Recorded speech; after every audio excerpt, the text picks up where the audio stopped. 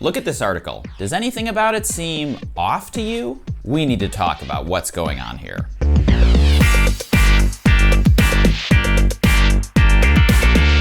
Hello, my name is Rob. I'm a tour guide and the founder of TripHacks DC Tours. I've been posting videos on this YouTube channel for the past 5 years. All of my best tips, tricks, and travel hacks for visitors who want to explore Washington, DC. Obviously, as someone who is knee-deep in Washington, DC travel content, I get a lot of Washington, DC travel videos and articles suggested to me. A lot of it is really par for the course. A lot of the same basic recommendations over and over and over. But last fall, I saw this one pop up in my Discover feed, and I nearly fell out of my chair when I opened it. First of all, because the headline says this is an article about what to do in Washington, D.C., but that photo is the Washington State Capitol in Olympia, Washington, nearly 3,000 miles away. And when you read the caption, it says, "There are many famous Washington, D.C. landmarks to see,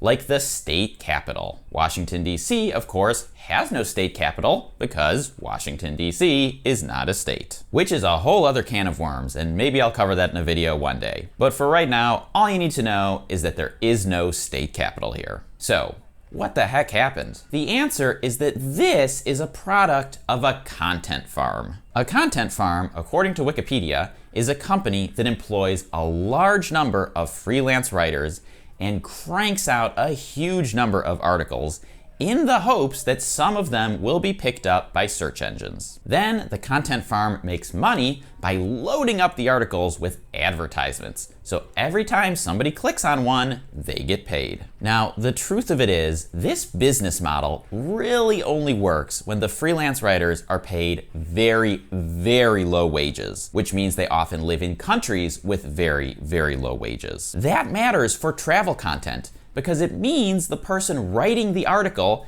probably is not located in the country that they're writing about, and possibly has never even been to that place at all before. That's how a photo of the Washington State Capitol in Olympia winds up on an article about Washington, D.C. Someone in another country goes on a stock photo website and types in Washington Capitol, and boom, the Washington State Capitol pops up. Out of curiosity, I went back before I recorded this video to see if this article is still up. The URL now redirects to a new article, which is up to 25 things to see in Washington, D.C., and they've replaced the photo with a stock photo of the US Capitol. So that's progress. However, the caption still says that there are many famous landmarks like the state capitol. Now, I've been picking on this article, but I redacted the author's name and photo because the truth is, this is not one of a kind. There are many, many content farms out there churning out stuff like this constantly. When I posted a mini rant about this article on Facebook last year,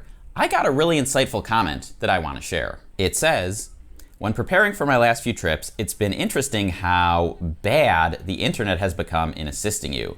You have to wade through so much crap like this, and the worst part is that you need a fair amount of baseline knowledge to even do the sorting." I think this pretty much hits the nail on the head. And it's frustrating because you can't trust that something you find is legit. Content farms exist for the sole purpose of making someone money, not for actually being helpful. But there's another type of travel content that you really need to be careful with.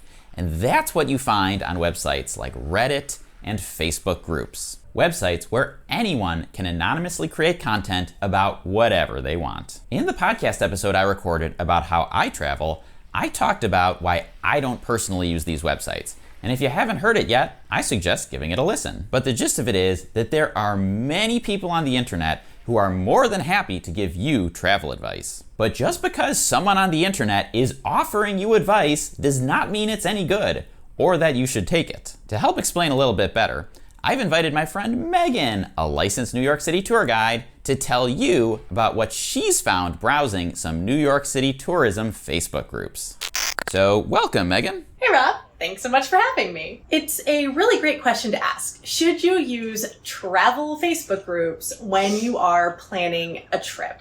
In theory, if you're using a travel Facebook group to help you plan your trip, A positive is that you are talking to real people who have traveled to the destination that you are visiting, and they are sharing their real experiences. What this means for you, the consumer, is that the information you're getting isn't from local experts. It isn't from tourism experts.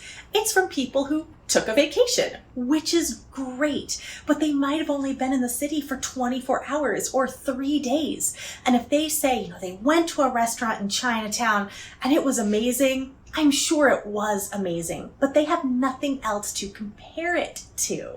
So if they only ate at one restaurant, there might be 25 restaurants that are actually far superior, but you, the consumer, will never know. I then see this work as an echo chamber. So in New York City, in Times Square, there's a restaurant called Dallas Barbecue. I hate saying negative things about anything in New York City, but Dallas Barbecue is actually bad. I actually have taken 3 high school groups who had Dallas Barbecue on their itinerary, and I had to take these high school groups to Dallas Barbecue. And it was so bad that at the end of the tour, we asked the tour groups to rank different attractions. They all said the worst thing was Dallas Barbecue, and even the French fries were so bad that the high school kids couldn't eat the French fries.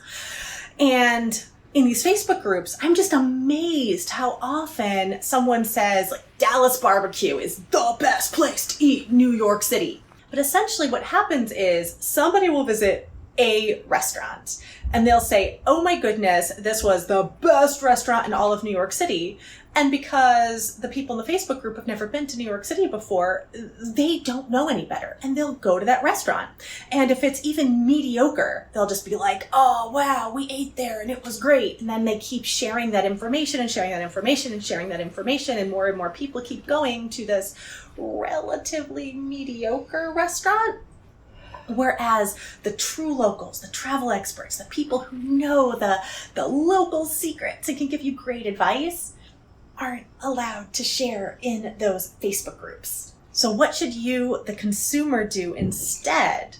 Well, I think that what you should do is talk to a tour guide. I'm always a huge fan of your tour guide because they get to know you one-on-one. They're going to spend an hour, 2 hours, 3 hours, 4 hours, maybe even a whole day or a whole week with you. So they're going to get to know your family. They're going to get to know your travel companions, and they're going to know what your interests are. And they'll be able to say, okay, you're a vegan, so these are the amazing vegan restaurants. Or they'll be able to say, oh, you really, only want to eat at 3 Michelin star restaurants. So here are those restaurants and here's how to get reservations. So I'm a huge fan of talking to your tour guide. So Facebook groups, they can be good for getting a perspective, but just know that the perspective that you're getting, they're almost always either someone who's trying to push a product on you, or somebody who has visited the city or the location that you're traveling to once, twice, maybe a few times, but essentially they're tourists. And it's very rare that it's going to be a local or a travel expert who's going to help you get your very best experience wherever you are traveling. Wow, that's really insightful. Thanks, Megan. Thanks so much for having me. It's always great to talk about tourism with you. Make sure to check out the video description to go over to the Megan Daily and check out her channel. And hire her for a private tour the next time you are in New York City. Okay, now, if you made it this far, please don't feel defeated. There are still lots of great, knowledgeable people putting out high-quality travel content. Anyone who I've ever collaborated with on this YouTube channel or on the Trip Hacks DC podcast is someone who I can vouch is doing great work. Basically, what it comes down to is a simple question. Why should you trust anyone who's offering you travel advice? It's really tempting to assume that everyone has good intentions. But this is your vacation and you want to have a great time. So it's best if you focus on the people and channels that you know are trustworthy. And now I'm really curious to know from you, who do you think gives great travel advice here on YouTube? I probably already know many of them, but I am always on the lookout for folks who are doing great work. So leave a comment down there and let me know. And then, if you haven't seen it yet, check out my ultimate Washington, D.C. travel guide, which you can watch by clicking or tapping right over here, right now. Enjoy your trip.